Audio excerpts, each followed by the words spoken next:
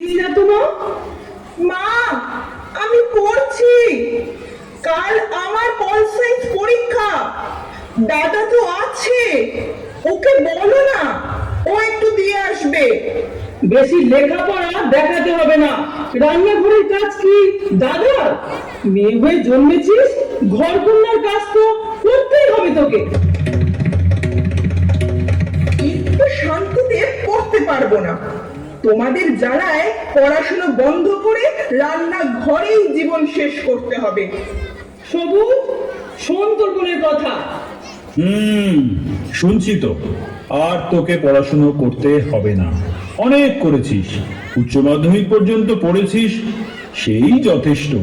পরীক্ষা আসছে, দিবি ব্যাস, আর নয়। তারপর দেখে শুনে ভালো একটা ছেলে দেখে তোকে বিয়ে দিয়ে দেবো, বুঝলি?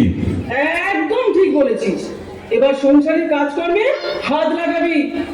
দেখ, আমি একা রোজগার করি, এবার তোকে বিয়ে দিয়ে নিজের ভবিষ্যতের চিন্তা নিজেকেই করতে হবে। হ্যাঁ হ্যাঁ, একদম ঠিক বলেছিস।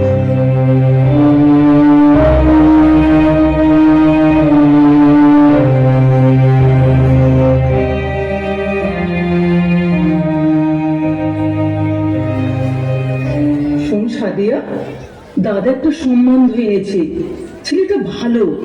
ওরা তোর ছবি দেখে পছন্দ করেছে। দেখ দেখ, তোর ছবিগুলো দেখ।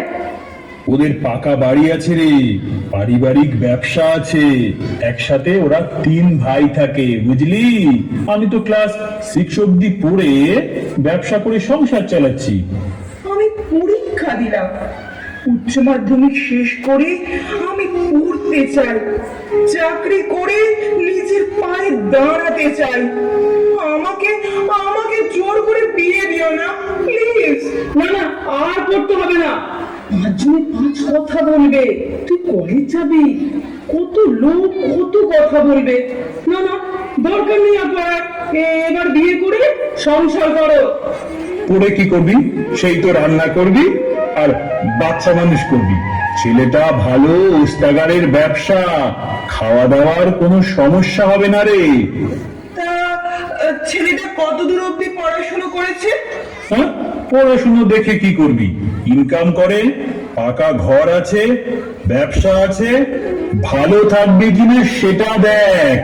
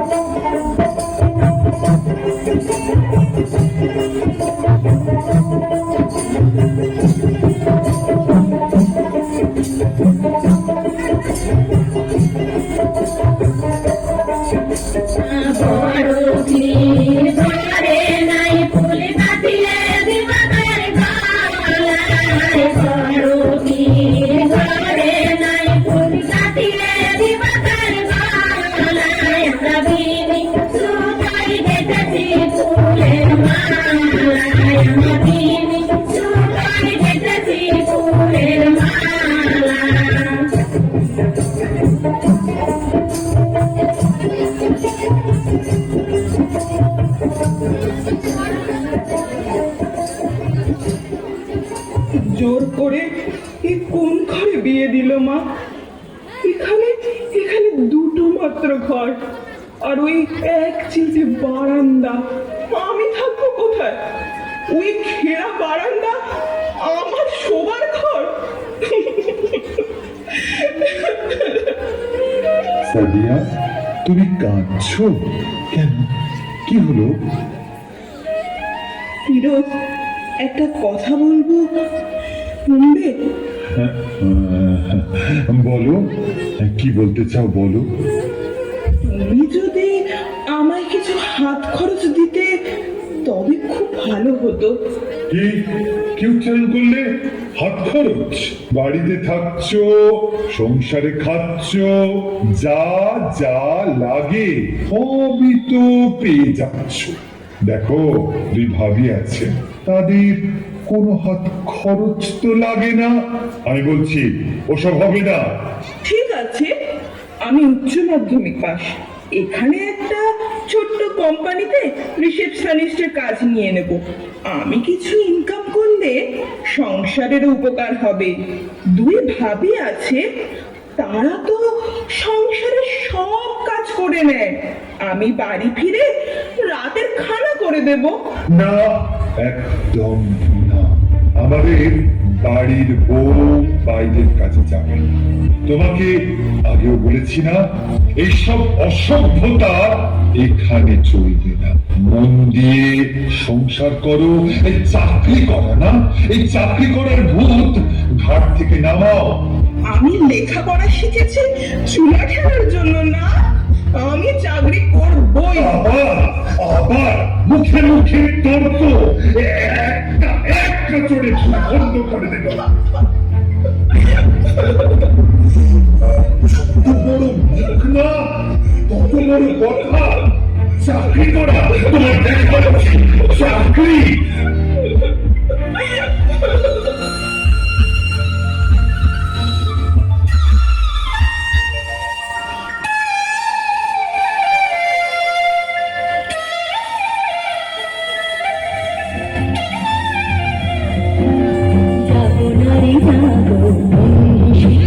যাবো সাহসী মন্দির, যাবো নারী যাবো বন্ধু শিখা, যাবো সাহসী মন্দির, যাবো নারী যাবো বন্ধু শিখা।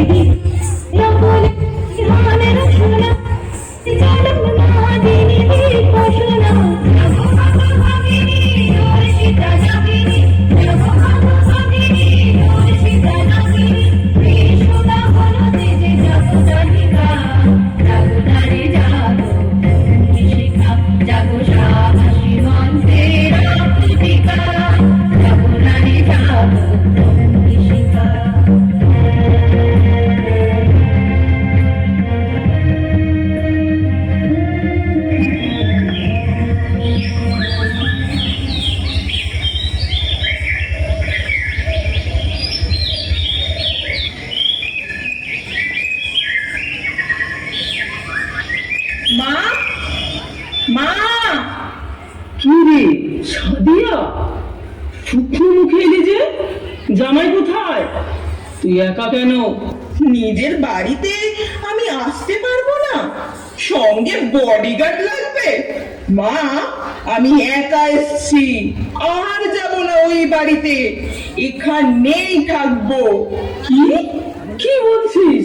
তোর মাথা ঠিক আছে? ফোনে সবুজ, শোন শোন তোর বোনের কথা।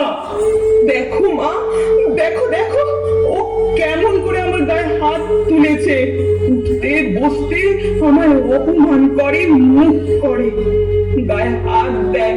আর পারছি না আমি এখানেই থাকবো, নিজে আয় করে নিজের খরচ নিজেই চালাতে পারবো আমি। কি সব বলছিস? তোকে বিয়ে দিয়ে ভাবলাম একটু শান্তি পাবো, 1 বছর ঘুরতে না ঘুরতে আবার নতুন বিপদ। শোনে, তোর বিয়ে দিয়েছি, স্বামীর বাড়ি তোর ঘর, এই বাড়ি তোর না, এখানে তোর কোনো অধিকার নেই। আমি ওখানে যাব, পাঁচুকে জানাবো, দেখবো যেন জামাই তোকে আর মারধর না করে, কিন্তু এখানে সারা জীবনের মতো তুই আর থাকতে পারবি না। আমি ভাবলাম এবার বিয়ে করে একটু থিতু হব।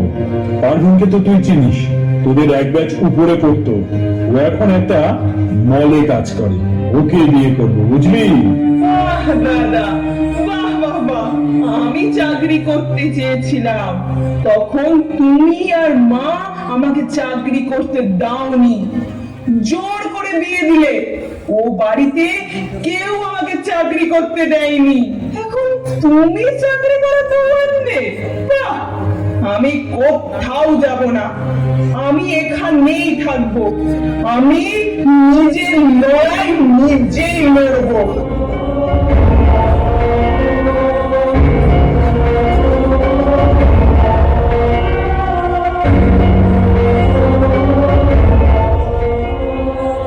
ম্যাম, আসবো? হ্যাঁ হ্যাঁ, এসো এসো, বলো কি বলতে চাইছো? আমার একটা সমস্যা নিয়ে আপনাদের সংগঠনের কাছে এসেছি, আমাকে সাহায্য করুন। বলো তোমার সমস্যা কি? আমরা তো অত্যাচারিত অবহেলিত নারীদের নিয়েই কাজ করি। ম্যাম, আমি উচ্চ মাধ্যমিক পাস, জোর করে বাড়ি থেকে আমার বিয়ে দিয়েছিল, আমি কাজকর্ম করে নিজের পায়ে দাঁড়াতে চেয়েছিলাম, দেয়নি। বিয়ের পর ওরা আমাকে চাকরিও করতে দেয়নি, উল্টে মারধর করতো, নির্যাতন করতো। আমি শ্বশুর বাড়ি ছেড়ে বাপের বাড়ি এসে উঠেছি, কিন্তু দাদা বলেছে এখানে আমার কোনো অধিকার নেই, আমি নাকি থাকতে পারবো না। এখন আমি কি করব? শোনো, দেশের নারীদের সুরক্ষা, সাম্যতা ও অধিকার নিয়ে বহু আইন আছে। তুমি জানো না, কোনো মহিলা যদি পারিবারিক সূত্রে কোথাও বাস করেন তবে সেখানে থাকতে পারেন। তাই তুমিও শ্বশুর বাড়িতেও থাকতে পারো, আবার জন্মসূত্রে তুমি বাপের বাড়িতেও থাকতে পারো। এটা আইনগত অধিকার। এই অধিকারের কথা, আইনের কথাগুলো জন্ম থেকে মহিলাদের জানানো হয় না। সংসারে মেয়েদের বৈষম্য করে বঞ্চিত করা হয়। এই ছেলে মেয়ের ভেদাভেদ, লিঙ্গ বৈষম্য বাপের বাড়ি কিশোরী বেলা থেকেই শুরু হয়। এটা আমাদের সমাজে ছোটবেলা থেকেই বড় হওয়ার সময়ে এই বৈষম্য, এই অসমতা লক্ষ্য করা যায়। আচ্ছা বলো তো, ছোটবেলায় তোমায় কোন খেলনা কিনে দেওয়া হতো, আর তোমার দাদাকে কি কিনে দেওয়া হতো? আমায় তো খেলনা বাটি আর নানা রকমের পুতুল কিনে দিত পাপা, আর দাদাকে ফুটবল, ব্যাট বল, বন্দুক, গাড়ি এইসব কিনে দিত। দেখলে তো, ছোটবেলা থেকে মেয়েদের বোঝানো হয় ঘরের ভিতরটা তার, ঘরকন্নার কাজ, রান্নাবাটি খেলা, পুতুল খেলা, পুতুলের বিয়ে এইসব তার জন্য, আর ছেলেদের জন্য বাইরের পৃথিবী, মাঠ, তারা বন্দুক চালাতে পারে, কাউকে গুলিও করতে পারে। এখানেই ঘরে ঘরে লিঙ্গ বৈষম্য কাজ করে। এর কুপ্রভাব তোমার ওপর পড়ছে, তোমার মতো আরো হাজারো মেয়ের ওপর।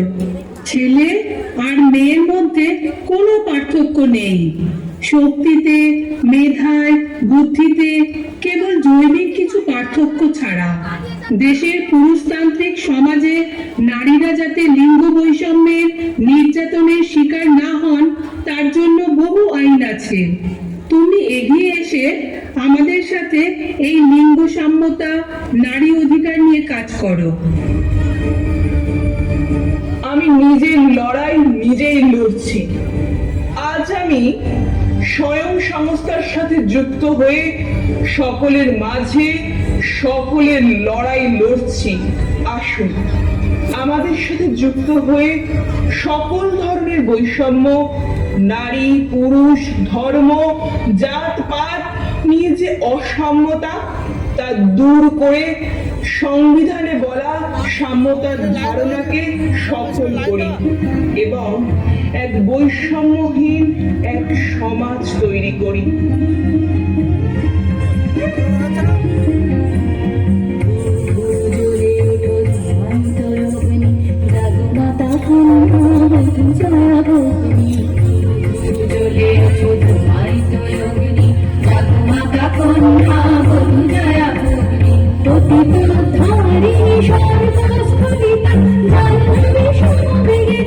সর্বস্ফলিতা